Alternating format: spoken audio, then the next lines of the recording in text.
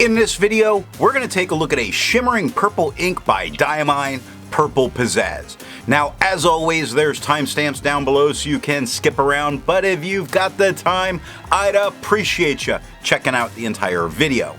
Also, down in the description is a link to the Purple Ink playlist, so if you wanted to see more, you could find that there. I'm an ink guy, and let's get into the first writing sample done on 90 GSM Clairfontaine. No bleeding, no ghosting. We have no feather, spread, halo sheen, no shading you really get to see, which has more to do with what's going on with all of that shimmer. It really does eat it up quite a bit. Now, the extra fine took 6 seconds to dry while the medium took 11. The scrubby does show for the medium that we should get some color variation, and for me, at a different angle than you, I do see some shading that's occurring in the medium. I even see some in the extra fine. Again, it's hard to get that to show up on camera. The smear test says you could likely recover if you smeared while you were writing. To have a range of experience with this ink, all of the writing samples are done with a Jinhao 159 with a 1.1 stub, a Jinhao X450 with a medium, and a Jinhao X750 with an extra fine. Then a Fountain Pen Revolution Himalaya with their flex nib was inked up, used for a day, and used to take the notes for this video. The next writing sample is done on 52 GSM Tomoe River. No bleeding, no ghosting.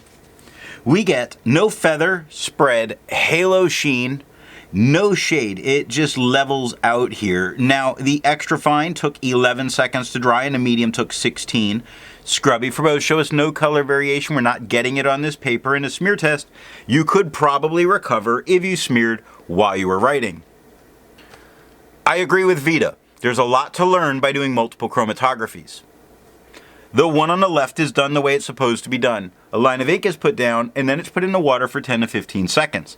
And what we get to see here is the line of shimmer where that ink went down, but a purple pushes its way up as you would expect. But then at the top is a very dark blue, which means for me, this ink without the shimmer would probably be an amazing shading ink. Now, the one on the right that's let dry for 10 minutes before it's put into water, there's almost no difference between them, and if it wasn't marked, you probably couldn't tell the difference between them. So I'm not expecting any real resistance here. The next writing sample is done on 80 GSM Rhodia dot pad. No bleeding, no ghosting. We have no feather, spread, halo sheen from my angle because your angle's here, my angle's here. I'm much more at like a 60-degree angle to the paper here. So I see shading a little bit in the in the medium. That is the darkest tone for me. The stub isn't showing any shading, but it is a little lighter than the medium, and the extra fine is the lightest, and is really, for me, showing a lot of shading that if I move and see the shimmer, I don't see it. So there's that. The extra fine took 7 seconds to dry, while the medium took 12. Scrubby for both, for me, do show some decent color variation. For you, at your angle, not so much. The smear test says you could recover if you smeared while you were writing. Resistance tests are done to see how this ink could be expected to perform on a page, and more importantly, how hard it may be to clean from your pen. The smear is allowed to dry for 3 days before testing it. Looking at the highlighter, it handles itself much better than I would have expected, and I do think you could use it in a note-taking situation, even though it does spread a little bit. Now, water's reactivating and lifting most of, but still leaving some of that purple there. Although, thankfully, it really only takes water for me to get this out of my pen. Pen flush does everything that water does and nothing more, and the 1/3 bleach solution absolutely destroys this ink, but you're not gonna need it. The next writing sample is done on original Crown Mill paper. We have no bleeding and no ghosting. That's a scrubby, so nobody's worried about that noise. We have no feather, spread, halo sheen, no shade in the stub. I only see a couple of spots of shading in the extra fine. I don't see any shading in the medium. The extra fine is lighter than the stub, and the medium is by far the darkest tone on the page. Extra fine took 5 seconds to dry, while the medium took 7, and the scrubby for both give no color variation, and I only see a little bit of it for the extra fine. Smear test says you probably could not recover if you smeared while you were writing. For the inks tested, the average viscosity was 2.5, with the realm of normal being from 2.1 to 2.9. Diamine's Purple Pazzaz has a viscosity of 1.57, making this a wet ink. If you're interested in how the viscosity test is done and all of that stuff, then down in the description is a link to that video. Now, let's take a look at Apica CD paper. No bleeding, no ghosting. We get no feather, spread, halo sheen. I don't see any shading in the stub. I don't see any shading in the medium. I do see some dark spots that are occurring in the extra fine. Now the extra fine's lighter than the stub and the medium's darker than the stub. Extra fine took 5 seconds to dry, while medium took 7. Scrubby for both, far left to far right, actually show a little color variation, though I don't see it in the medium and there are spots of it in the extra fine. Smear test says you probably could recover if you smeared while you were writing. For the inks tested, the average dry time was 17 seconds, with the realm of normal being from 13 to 21 seconds.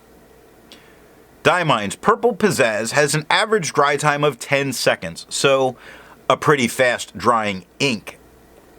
The last writing sample is done on Franklin Christoph paper. We do get some spotting that's occurring. Now, none of the spots that I'm circling here touch the page underneath. I actually don't see, for how little has occurred, this stopping somebody from using the back of the page. Not too worried about that scrubby spot. A little bit more absorbent paper, so less of the shimmer shows itself. We have no feather, spread, halo sheen, no shading going on in the stub, very little shading going on in the extra fine. The medium is actually showing the best shading. For me, the brown goes dark to light to dark, and Fox goes dark to light to dark. So the medium here gives me the best shading. The extra fine and medium look about the same tone, while the extra fine, or the stub, looks a little darker. The extra fine took 5 seconds to dry and the medium 6. Scrubby for both don't show a lot for color variation, but we only really got a peppering of it in the writing. And the smear test you could probably recover if you smeared while you were writing. Instead of finding inks that look like Diamine's Purple Pazzaz, I'd prefer to find an ink that complements its color on the page. Now we need something that goes with that purple and with that gold, so I went with a green ink from Monteverde, Yosemite Green. For those of you that remember in the video that ever made it to the end, I mispronounced it Yosemite the whole time, knowing full well it's Yosemite. I just like getting those comments correcting me. Now, if you'd prefer a different complement color, then down in the description are links to those playlists. So what do I think of Diamine's Purple Pazzaz? Gold shimmer on the purple was the perfect choice. It is stand out on a great ink. Starting, I never thought I would like shimmer inks, and yet here I am. I like them. So what nib and pen are going to give the best writing experience with this ink? Broad and wet. Insert your own dirty joke here. I hope you got something out of this video, and in the next video, we're going to take a look at KWZ's Azure #1.